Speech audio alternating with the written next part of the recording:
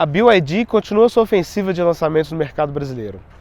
O King a gente já conheceu quando o Lucas fez a cobertura do lançamento do primeiro sedã médio plug-in da marca aqui no Brasil. Mas, desde então, a BYD fala muito sobre os 1.200 quilômetros de autonomia que esse conjunto DMI oferece para o seu sedã. E a gente resolveu botar isso à prova, com um teste de 1.400 quilômetros na estrada, para responder se essa promessa se cumpre na prática.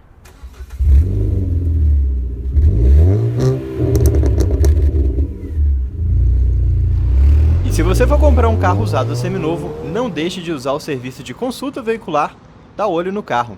E com o cupom de desconto do DriveOn você ainda garante 15% de desconto em todas as consultas. Link na descrição do vídeo. Esta não é a nossa primeira avaliação dentro desses parâmetros de estrada. Então a gente vai trazer aqui os mesmos critérios que a gente usou nos outros carros que a gente testou nesse nosso quadro. Então a gente está falando de 5: desempenho, conforto, espaço, consumo e segurança. E no final a gente faz uma média para fazer o nosso pequeno ranking aqui de como o King ficou diante de outros veículos testados também em estrada. E falando em estrada, qual foi o trajeto dessa vez? Um bem conhecido, inclusive, que eu já faço com muita regularidade nos últimos 10 anos, especialmente nos últimos 4, que é Fernão Dias. Então saindo de São Paulo até Belo Horizonte e voltando. Eu fui com 2 pessoas, eu, minha esposa, um cachorro pequeno e porta-malas quase cheio. Então a gente estava falando ali de um cenário que o carro tinha espaço de sobra e não estava em sua carga máxima. Ainda assim, a Fernão Dias muito sobe, muito desce, um cenário sempre muito bom para testar um carro, especialmente quando a gente fala de um carro que consegue rodar também em modo elétrico, que tende a consumir mais a bateria nesse tipo de contexto. Daqui a pouquinho, quando a gente fala de consumo e desempenho, eu vou contar um pouquinho mais sobre esses pontos. O King é vendido em 2 versões, a GL de entrada e a GS topo de linha. Externamente a diferença, esse friso iluminado em LED aqui na grade. Mas debaixo do capô, a gente tem um traço em comum e a gente tem outro diferente. Qual que é o traço em comum? O motor a combustão é exatamente o mesmo para os 2 carros. Então a gente está falando de um motor 1.5 de 110 cavalos e 13,8 kgfm de torque. Só que o motor elétrico e também a bateria, como a gente vai ver daqui a pouquinho, muda de uma versão para outra. Então na GL de entrada você tem uma potência combinada de 209 cavalos e na GS, que é essa topo de linha, de 235 cavalos. Então a gente tem nos 2 cenários um carro que vai a 185 km por hora e uma diferença bem sutil de 0 a 100. Aqui esse GS chega aos 100 em 7,3 segundos, enquanto o GL em 7,9. E na prática, o que isso significou? Olha, Fernão Dias, quem conhece, sabe que tem muito trecho de 2 faixas, subida, um trânsito intenso de caminhão. Então é muito comum que você está num trecho de 2 faixas, um caminhão ultrapassando e você fica preso atrás. O caminhão abre, neste carro aqui é mamão com açúcar. Você dá pedal, você não precisa nem de chegar no kickdown. O carro tem uma retomada absolutamente impressionante. E esse sistema ECVT, desse sistema de EMI como um todo, consegue fazer uma gestão muito inteligente de quando vai entrar o motor a combustão, de quando vai ser só motor elétrico, ou de quando vai ser motor a combustão carregando a bateria, o motor a combustão junto do motor elétrico, fazendo o carro tracionar. Isso tudo você consegue ver por um diagrama aqui no painel. Então desempenho não é só sobre números. Na prática é um carro que realmente impressiona muito. Te digo com tranquilidade que ele vai andar junto de carros premium, alemães, japoneses, o que for, tamanho o nível de desempenho que a gente tem aqui. E muita gente reclamou nos vídeos que a gente fez do Song Plus que quando a bateria acaba, você vai ter um carro grande e pesado, no caso aqui do King de 1.700 kg, com apenas 110 cavalos. Isso é verdade, mas você tem recursos para contornar esse consumo de bateria. Então, por exemplo, mesmo subindo a Serra de Igarapé ou subindo a Serra aqui de Mariporã saindo de São Paulo, você não tem aquele imenso consumo de energia se você programar o Save aqui na central multimídia. E o que é o Save? É uma configuração que você consegue definir aqui o quanto de bateria você quer preservar. Então você pode fazer isso de 25 até 70% ou deixar também no modo automático. Então, se você tiver com esse receio, nossa, estou com o carro cheio, não quero ter esse problema, você pode travar aqui de maneira que você achar pertinente. Então, por exemplo, você quer no 70, vai chegar mais rápido aos 70, você vai aumentar o seu consumo antes. Mas se você quiser um meio termo, aí você pode botar 50, por exemplo, que você vai ter ele de 100 a 50% da bateria, que você vai rodar como um híbrido mais tradicional, o carro segura muito, inclusive no modo elétrico, e na hora que chegar nos 50 aqui, o motor a combustão vai trabalhar também para recarregar a bateria. Não tive problema nenhum com esse sistema, ele funcionou bem redondinho, então realmente é algo que é uma dica que eu acho que faz muito sentido dar para quem está comprando aí um BYD. Inclusive é um ponto que muitos outros proprietários comentaram nos outros vídeos de BYD que a gente fez por aqui. O King é um híbrido movido apenas a gasolina. A BYD diz que já está trabalhando num conjunto híbrido flex, que eu acho que vai ser muito bem-vindo. E aqui do lado esquerdo do carro, do lado motorista, como vocês podem ver, acesso ao tanque, que neste carro tem 48 litros. Falando um pouquinho do que a gente tem de híbridos no mercado hoje. Você tem um micro híbrido, que não passa de um motorzinho elétrico ali, que dá uma ajudinha para o motor a combustão em algumas situações, não tem uma grande bateria dedicada. A gente avaliou o A3, que é dentro desse sistema neste ano. A gente tem o HEV, que é um híbrido mais tradicional, que tem uma bateria pequena. Então você não tem um bocal de carregamento, mas o motor a combustão carrega a bateria. Geralmente são baterias de 1,3 kWh, como é o caso do Corolla, que a gente testou também neste ano. E por fim, a gente tem os híbridos plug-in, o PHEV, que são exatamente os carros que têm o bocal para você carregar a bateria.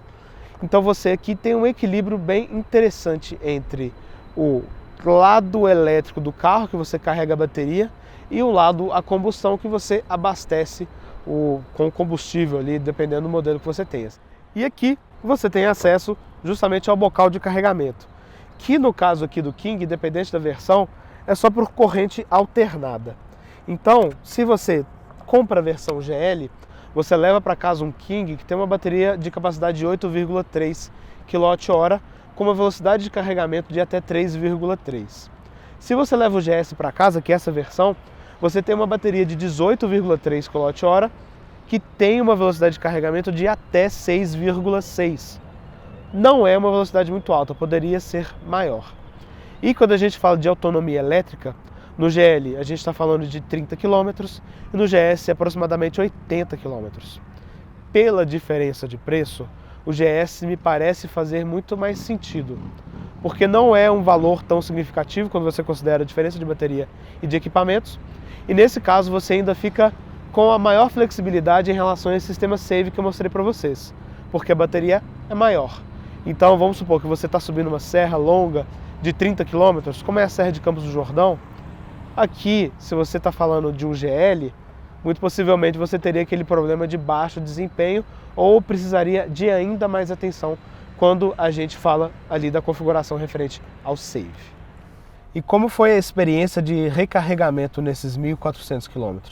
Olha, a gente tira esse carro do pessoal que cuida da frota da BYD com o tanque cheio e a bateria cheia. E antes de viajar, aproveitei um shopping perto de casa, o Shopping Frei Caneca, para sair de 80% ali da bateria, chegando até os 100. Esse carregamento foi pago, ele me custou aproximadamente R$11, se eu não me engano, considerando a taxa de desbloqueio e o custo por quilowatt-hora. Achei ok, razoável. Nesse ponto especificamente não tive fila, não tive problema, mas o outro carregador que tinha nesse mesmo espaço não estava funcionando. Então já é um primeiro ponto. Na estrada, na ida, infelizmente peguei acidente, acabei chegando tarde, não carreguei o carro, mas chegando em Belo Horizonte, eu carreguei ele no Shopping Diamond Mall. Lá o carregamento foi gratuito, também tive sorte, não peguei fila, um carro tinha acabado de sair, coloquei o meu, e lá o carregamento também, velocidade na faixa dos 6 kWh, então perto ali da capacidade máxima do carro. Voltando para São Paulo, o meu plano era sair com a bateria aproximadamente de 70% a 80% e carregar no primeiro grau sentido São Paulo, que tem um carregador da EDP. Só que eu cheguei lá, o carregador estava em instalação. E me parece que estava em instalação já há muitos meses, considerando outras paradas que eu já fiz lá. O que eu fiz? Rodei mais alguns quilômetros, cerca de 60, e carreguei o carro em Perdões, no carregador da Volvo, que é um carregador pago também. Inclusive não era, e a Volvo passou a cobrar o carregamento em carros que não sejam da Volvo. Então o carregamento de cerca de R$ 4/kWh, um pouco caro, mas que ajudou a quebrar o galho, e cheguei em São Paulo usando essa estratégia do Save, ainda com aproximadamente 50% a 60% de bateria. Então o que é legal no plug-in? Vamos supor que eu estivesse viajando num carro elétrico, eu teria alguns problemas, no mínimo, desagradáveis, considerando, né, esses carregadores que estavam inoperantes. Aqui não. O carregador não estava funcionando, estava cheio, enfim, não teve a velocidade que eu esperava, sem problema. Eu sigo e abasteço o carro, que foi justamente o que eu fiz aqui. Então, para rodar esses 1.600 km, lembra, eu já saí com o tanque cheio e a bateria cheia, que me dá uma boa ajuda. Eu gastei R$ 150 aproximadamente de combustível, mais R$ 10 para carregar no Shopping Frei Caneca aqui em São Paulo, mais R$ 20 aproximadamente para carregar nesse eletroposto da Volvo, e não paguei nada no shopping, lá em Belo Horizonte. Então acabou que foi um custo bem baixo, né, quando você considera aí o tanto que eu rodei versus o tanto que eu efetivamente precisei gastar para abastecer o carro.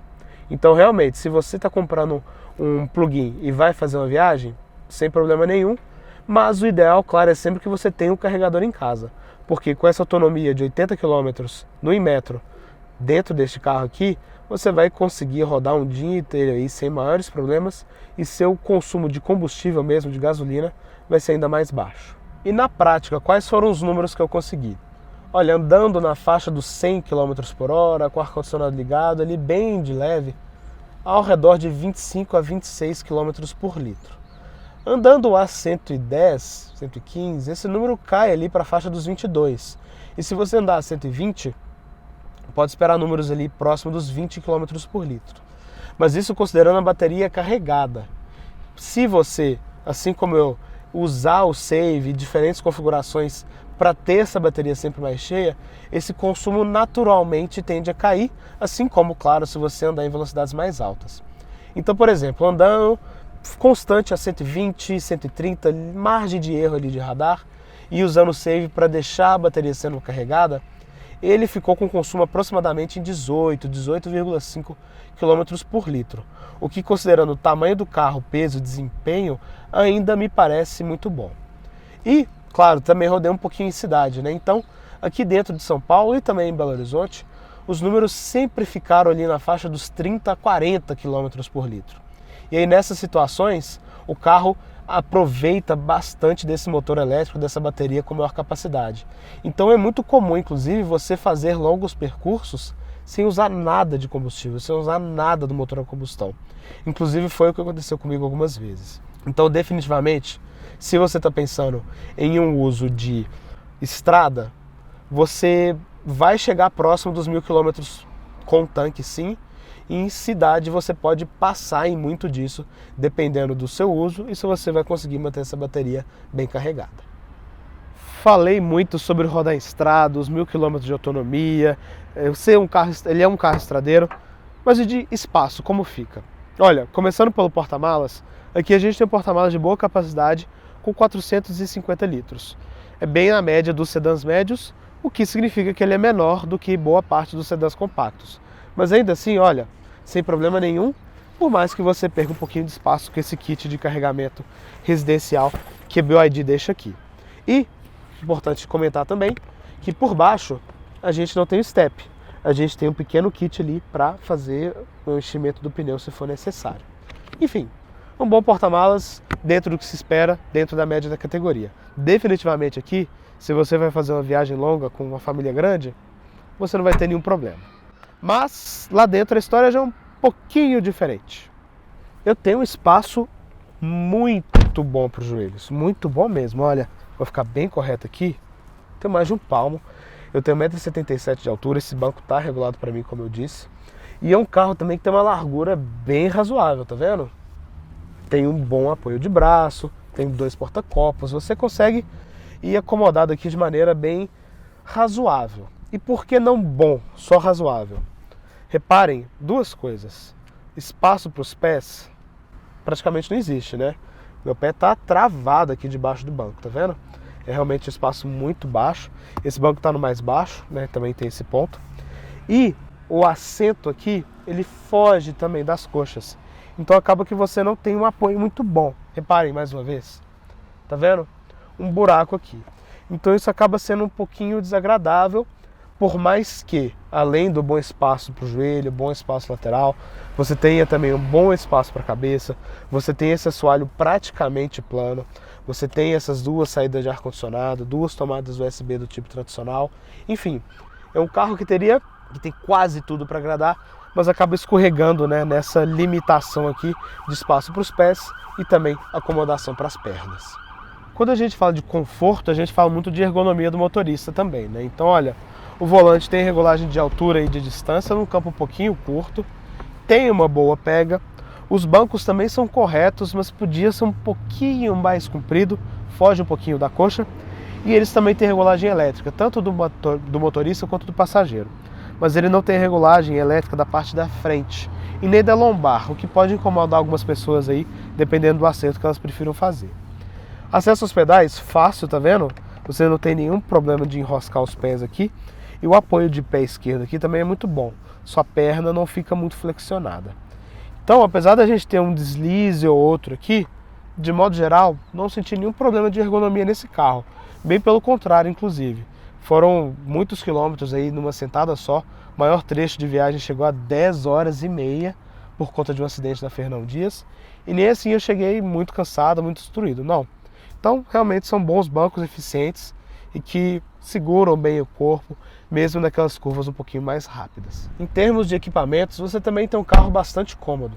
Então você tem o espelhamento para telefone, você tem um ar-condicionado automático de 2 zonas, você tem um piloto automático tradicional, seletor de modos de condução, que não faz tanta diferença na prática, assim como de peso, de direção e regeneração, nenhum desses faz tanta diferença realmente. Mas algumas ausências são bem estranhas. Por exemplo, o espelhamento sem fio só existe para Android Auto. Apple CarPlay você precisa conectar o cabo aqui embaixo. Dependendo, você talvez fique com o cabo incomodando um pouquinho, por mais que você consiga deixar o celular aqui. Retrovisor eletrocrômico nós também não temos. Então aquele pessoal que anda com farol desregulado na estrada ou farol alto acaba incomodando. A gente tem o farol automático, mas a gente não tem o limpador automático. E claro, faz falta também as assistências à condução, que a gente vai falar daqui a pouquinho. Mas não dá para dizer que é um carro mal equipado. Com ar-condicionado de 2 zonas e tudo mais que eu comentei com vocês, realmente você consegue fazer uma viagem bem agradável aqui dentro. Falei dos bons dotes dinâmicos desse carro e eu admito que fiquei muito impressionado. Por quê? É um carro que de suspensão é muito suave. É óbvio que ele rola. Então se você faz aquela curva rápida provocando, chama a traseira, é um carro que rola um pouquinho, talvez perca um pouquinho da compostura ali. Mas se você for apoiando o peso e dando carga, realmente impressiona o quanto ele consegue fazer curva. E isso tudo com um grandíssimo conforto de rodar. Então é um carro que ele não bateu a suspensão em hora absolutamente nenhuma. O funcionamento da suspensão muito silencioso. É um carro que roda de maneira muito relaxada, mesmo com os pneus numa pressão um pouquinho mais alta. A aderência dos pneus é correta. É óbvio que quando você fala de um carro que tem uma resposta muito imediata, né, e você chama isso, os pneus cantam e sofrem um pouquinho para ganhar tração, mas é um pneu correto, acho que faz parte do objetivo, né, de ser um carro suave e sem nenhum comportamento esportivo. É legal também que são pneus altos, então rodando em estrada você tem uma segurança em relação a buracos, você não vai ter grandes preocupações em relação a isso. A direção vai também nessa mesma linha, não é uma direção rápida, mas ela ganha um peso legal em velocidade, ela não transmite os impactos do piso, e é aquele carro que você consegue dirigir também de maneira muito relaxada, sem precisar fazer aquelas correções o tempo todo, justamente por não ser uma direção rápida. Freios a disco nas 4 rodas, uma modulação correta, apesar do pedal ser um pouquinho esponjoso, e a regeneração também me pareceu bem natural. Não tive nenhum desentendimento com ela nesse período que a gente rodou com o carro. Quando a gente fala em segurança em um carro que chega perto dos 190 mil reais, você espera muitas coisas que o King infelizmente não entrega. Então, por exemplo, nessa faixa de preço, qualquer carro que você esteja considerando comprar no mercado 0 km vai ter o assistente de farol alto, vai ter o assistente de permanência em faixa com correção na direção, vai ter o AEB, vai ter o ACC, vai ter detector de fadiga, sensor de ponto cego, detector de tráfego cruzado, e nada disso existe aqui no King. Então esse é um grande pênalti. Como eu disse, nessa faixa de preço todos os carros já oferecem, inclusive os seus concorrentes diretos. Aqui o pacote de equipamentos que ele oferece se nivela a um HB20, e eu digo um HB20 de entrada, porque a gente está falando de um carro que tem 6 airbags, frontais, laterais e de cortina, e tem o piloto automático, não adaptativo, o piloto automático tradicional. Repetindo, assim como o HB20 de entrada. Então é um pacote que realmente deixa muito a desejar, pelo porte e pelo preço do carro. Mas, como eu comentei, o comportamento é bem seguro de modo geral, e infelizmente a gente não encontrou nenhuma informação referente a testes de impacto desse carro. E aqui, ainda também um detalhe de segurança, nós temos faróis duplos com projetores. Olha, são bons faróis. Na cidade eles agradam mais do que na estrada. Então, como todo farol de projetor, você tem aquele corte bem seco, bem definido. Então dentro da cidade ali você não sente grandes deficiências, é um facho também bastante limpo. Mas quando a gente fala em estrada, justamente esse facho de corte abrupto e próximo acaba deixando um pouquinho a desejar. E quando você usa o alto, ele não tem aquele alto que é focado de longa distância. Ele é um alto um pouquinho disperso. Então acaba que entre o alto e o baixo, você não tem aquela grande diferença que você espera. Então é um ponto que talvez poderia ser um pouquinho melhor aqui no King também, apesar de, claro, serem também belíssimos faróis. Vamos então às nossas notas dentro dos nossos 5 critérios da nossa avaliação de estrada. Estou com a minha colinha aqui em mãos e a primeira nota que a gente vai dar é de desempenho, que vai ficar com uma nota 9.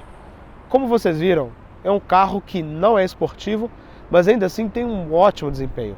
Chegar aos 100 em 7 segundos com o padrão de retomadas, acelerações que a gente tem aqui, realmente é muito bom, especialmente para um carro familiar, que é grande, pesado e ainda pode levar 5 pessoas ali com um grau razoável de dignidade. Segunda nota, que também vai ficar com 9, é consumo. E aqui ele mostra por que os híbridos plug-in fazem tanto sucesso ao redor do mundo.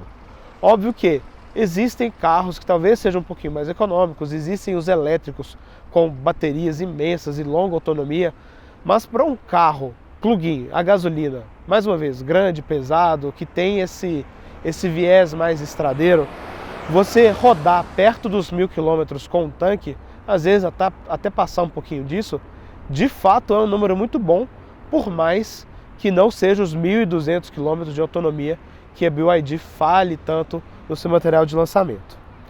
Terceiro ponto que a gente traz aqui, espaço. E espaço vai ficar com uma nota 7. Como vocês viram, quem vai na frente vai bem, quem vai atrás também tem um bom espaço para o joelho e para a cabeça, mas acaba que espaço para os pés ali, a movimentação relacionada à acomodação aqui das coxas não é ideal. Então, de fato, tem um espaço para melhorar aqui. E o porta-malas também não é tão grande assim. É óbvio que entre os sedãs médios você vê volumetrias parecidas com o que a gente encontra aqui, mas de qualquer modo é um porta-malas menor do que boa parte dos sedãs compactos que a gente tem no nosso mercado de hoje. Próximo ponto que a gente tem aqui, conforto, que também vai ficar com uma nota 7.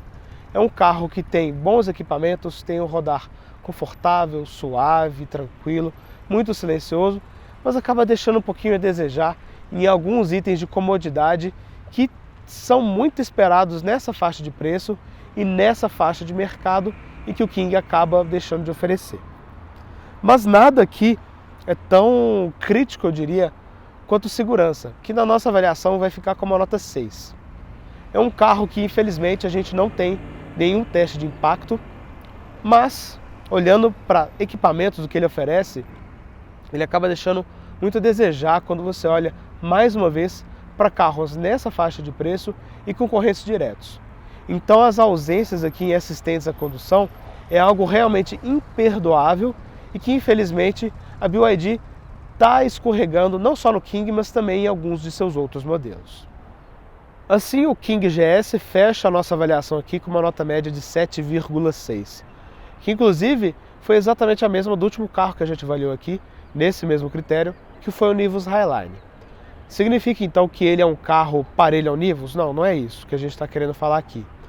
O que significa, quando a gente debulha um pouco esses números, é que a gente tem um ótimo carro aqui, um baita de um estradeiro, com bom espaço, muito confortável, cômodo.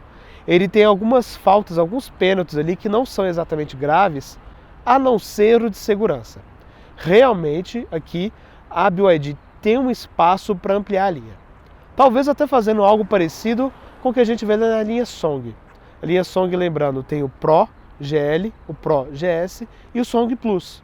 Então, acho que caberia fazer a mesma coisa aqui com o King. Um King Plus, com uma roda talvez um pouquinho maior ali, para dar um visual um pouquinho mais parrudo, mais cheguei, como teto solar, os itens de assistência à condução e essas outras pequenezas de comodidade que a gente comentou.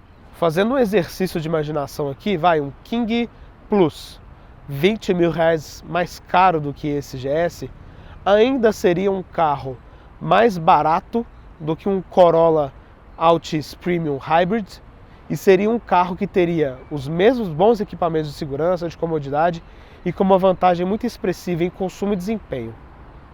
Então, de fato, é um carro que tem potencial e que tem uma linha ainda com um espaço para crescer. Tomara que a BYD, fazendo essa leitura rápida de mercado como ela costuma fazer, faça o mesmo aqui com o King, porque tenho certeza que é um carro que vai vender ainda melhor do que ele já está vendendo agora nesses seus primeiros meses de mercado. E bem, assim encerramos a nossa avaliação de estrada aqui do King. Deixem aqui nos comentários suas dúvidas, se você tem um King, como é a sua experiência, se você tem um BYD, sua experiência com esses conjuntos híbridos da marca, com o Save. E a gente se vê no próximo final de semana aqui no Drive-On, com mais uma avaliação e também, claro, nos nossos vídeos quinzenais no nosso canal Carros pelo Mundo, onde o Lucas e o Hudson trazem veículos aí de todo o globo para que vocês conheçam por aqui. A gente se vê e um abraço. E aí, gostou do vídeo? Então não deixe de se inscrever no canal clicando no ícone preto e também não deixe de conhecer o nosso canal de vídeos internacionais clicando no ícone branco.